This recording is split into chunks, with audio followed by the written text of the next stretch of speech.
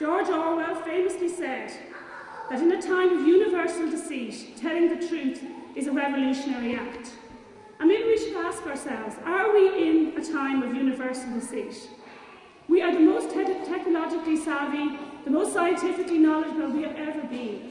We have satellites, we have iPhones, we've mapped the human genome. Yet we constantly lie to ourselves, to our mothers, and to our society in denying the right to life of the unborn child.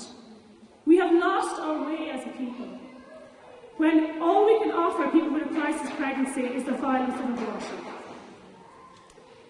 So George Orwell's quote, that to tell the truth in the time of universal deceit, I think rings very true at this time.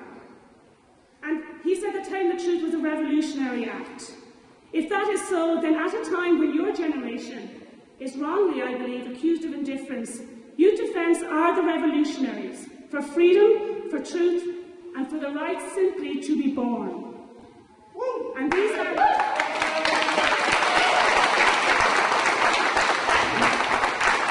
because these are very bizarre times. It's saying that life should be cherished makes revolutionaries of us. It's saying that women should be protected from the abortion industry makes revolutionaries of us. It's simply saying that all of us are not conferred with the right to life, but have it from the moment of our conception makes revolutionaries of us, then let us be revolutionaries.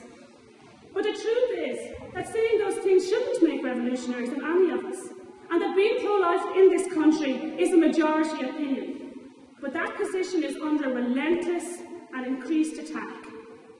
And we cannot afford complacency. Just weeks ago, the Rotunda Hospital in Dublin claimed in an article that 50% of mothers in their care who found they were expecting a child with Down syndrome went on to have that child killed in an abortion clinic in Britain.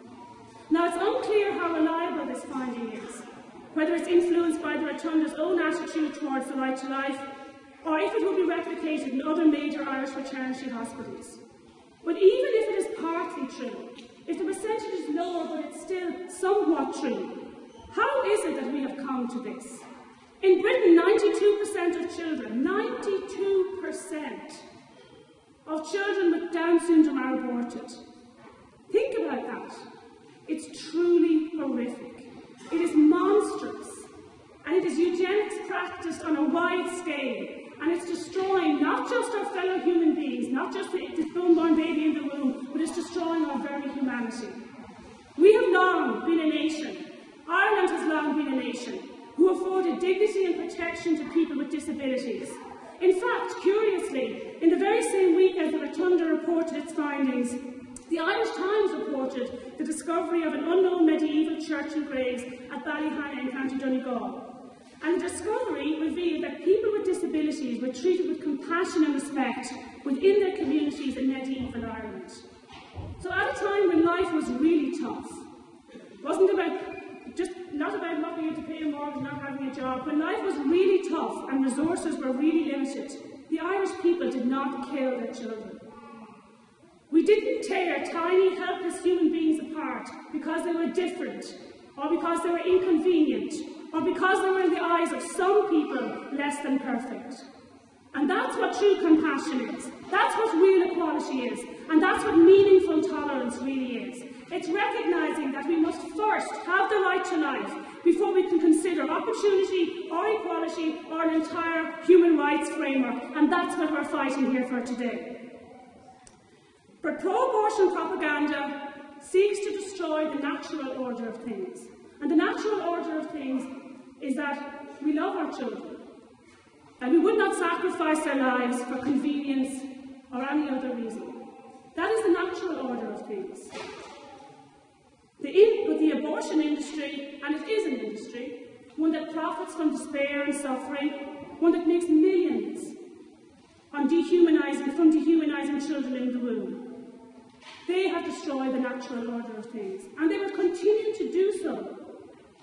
Not just in every other country in the world where they have established themselves, but in Ireland, if we do not stand up as a people and say, as Leo Rose said, enough is enough.